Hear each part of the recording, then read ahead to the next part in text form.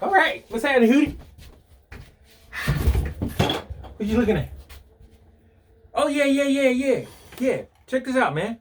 This is kind of crazy, but we're going to jump on it this week. You still got your Ken Smith, I see. Them boys are wild. Oh, well, shout out Kaka. Why you telling me the camera's on, man? Looking at me all crazy.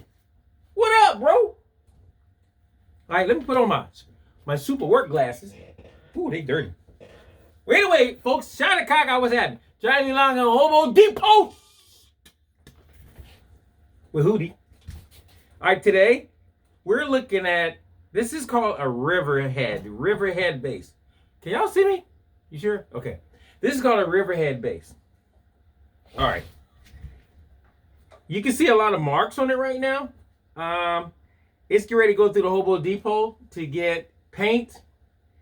And so I'm getting ready to tear it down sometime this week and start to strip it. Now, here's the thing that's concerning me. When it came in, okay, I already, looked into the wiring and stuff, and oh my God. And this thing needs Jesus. Look, man, the battery is gone. The preamp, I took that off just to see how it was. The wiring started popping off. It had all kinds of electrical tape on it. No battery. I think it's wired in series. And so 1, 2, 3, 4 bolt neck. So the neck will come off. It's a really cool bass. One pickup. And it's got the Steinberger kind of get up going on with the bridge. And it's got, I don't know if that's active, passive or not. But the tuning keys are kind of cool. You look at that. And definitely look cool from the back. All right. Here's my take on this bass. This bass is coated 3 times. So they have a layer and a coated layer, which is like a clear layer on the bottom of it. Then they have another base coat on the top of that. And then they have this plastic coat. Now, I've been playing this bass for a day and a half just to get the vibe of what this bass supposed to sound like. I actually like the way it sounds. It has a good mojo right now.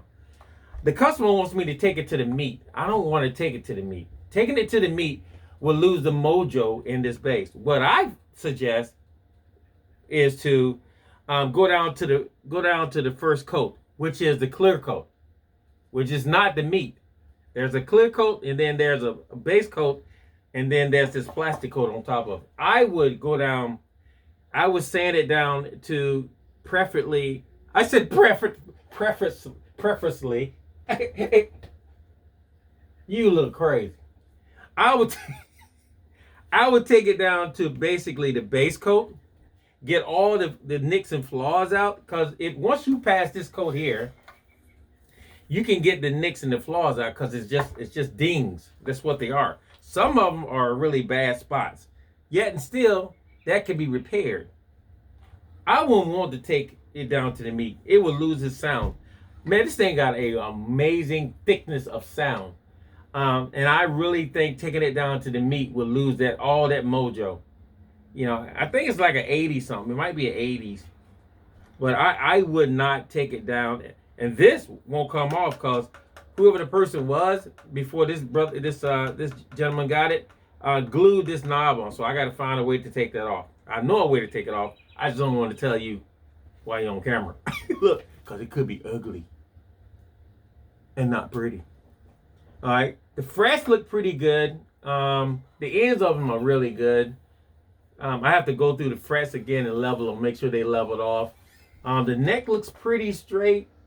And it just needs the neck needs a good cleaning. It needs all this gunk and stuff and wax and stuff need to be scraped off and start from the beginning. All the hardware looks pretty good.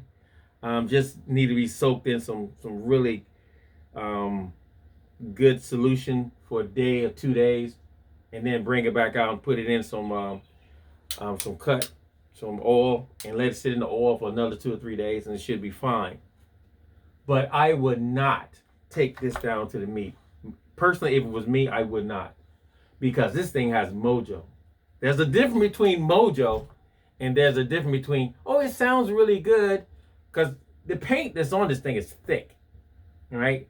It's thick like this because, you know, it doesn't weigh that much, first of all, and it's not that big of a base. Because it's not that big of a base, I wouldn't take it down to the meat because it's not that much of a base already. And they thicken all this stuff so it could absorb all that stuff is missing. Look, stuff that is really missing, like more wood. All right, so that's just my opinion. But the customer wants to, take it to the meat. I wouldn't do it, my personal opinion. I would, take it and fix all the nicks and stuff like that, and repair all stuff like that, and put a beautiful coat over it. This looks like Cadillac cream or gold. But he sent some directions of what color he wants, and that's what color we're gonna go with. But anyway, I just want you guys to see it. It's a hornet's nest in here, though. Look at that. You see wires all disconnected. It played when it came in. It still played now, but there's, once I start taking stuff off, the wires just start coming loose, and it's gonna get a new preamp. It's gonna get a new battery, new paint job, hardware redone, and she's going back to her original state.